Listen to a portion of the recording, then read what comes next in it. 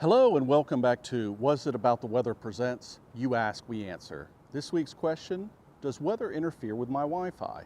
Now, oddly enough, I've been getting that question for years. As many of you know, and for those that don't, my previous career was in the world of IT. Now, it's mostly on the business side, but anybody who knows you're in the industry kind of gets that assumption that you're going to be their IT person, whether it's family or friends or neighbors or whatever.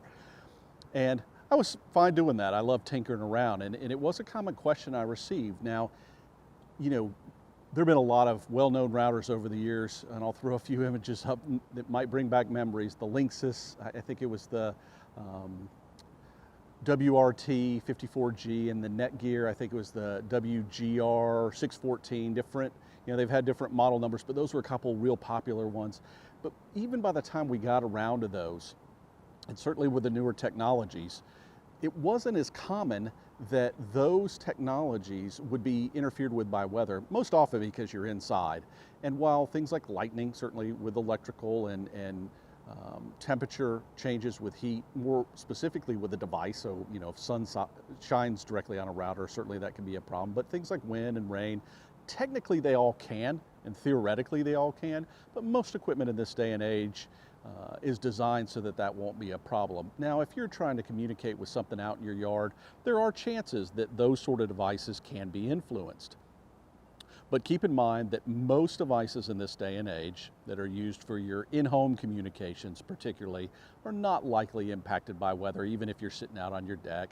Again, assuming you're not sitting in the rain or in the middle of a thunderstorm or whatnot, that more likely is getting things wet or introducing electrical charge that you don't want, so don't do that.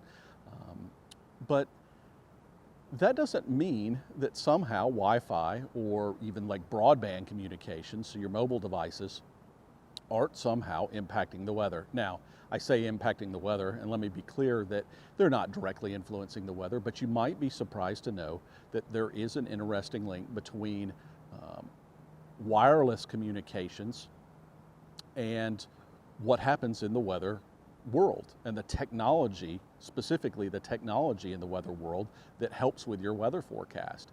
Now, specifically, and there's a new article that'll be coming out in the Bulletin of American Meteorological Society soon, and I'll send you, or I'll put in the show notes an article where you can read about it, because I'm not sure the article, you know, again, if you have it in your library, you might be able to get access to it, but specifically talks about this with respect to weather radar, or what you've probably heard Doppler radar, or whatever version you might have, but there's something that goes on called radar streaks, and what's happening with these streaks is a radar sends out a very strong signal, and it's looking to get just a little bit back that tells it about precipitation that's falling, maybe how big that precipitation is, how heavy it is, etc.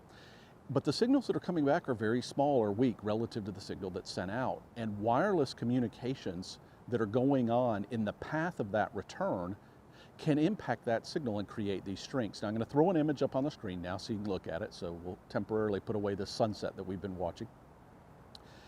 And what you can see here is there's these straight lines, and they have figured out exactly what they are. They're almost always wireless communications. Now, for the most part, the FCC in the United States, and there's different organizations around the world, regulate, and this is why they regulate how the frequencies that can be used for these types of communications and how strong that signal can be for just this sort of thing.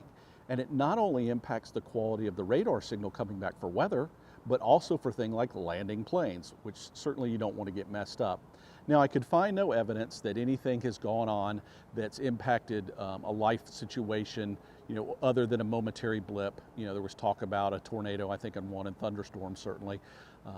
But do keep in mind that even though they have come up with software to take these streaks out, that does not mean that the data is any better, so it loses and it has to do some interpretation. It's a guesswork at that data, but that influences the quality of the data both in a real-time sense as well as using radar, which is commonly used to do rainfall estimates. So that impacts the quality of that data, again, getting back into analysis that's done, models that are used. And so that's a real concern going on.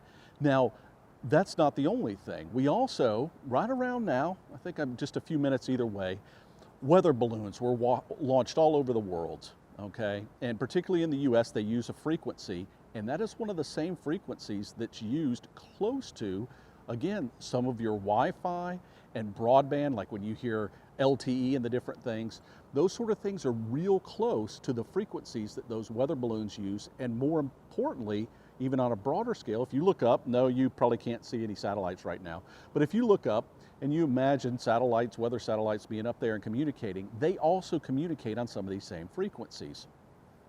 And there was a company called Light Squared that's recently, it went through bankruptcy and has come out, and I think it's Ligado now is what it's called, but they're looking to create a wholesale kind of broadband network that's like LTE, another mobile or wireless network that would more likely be used in the commercial space.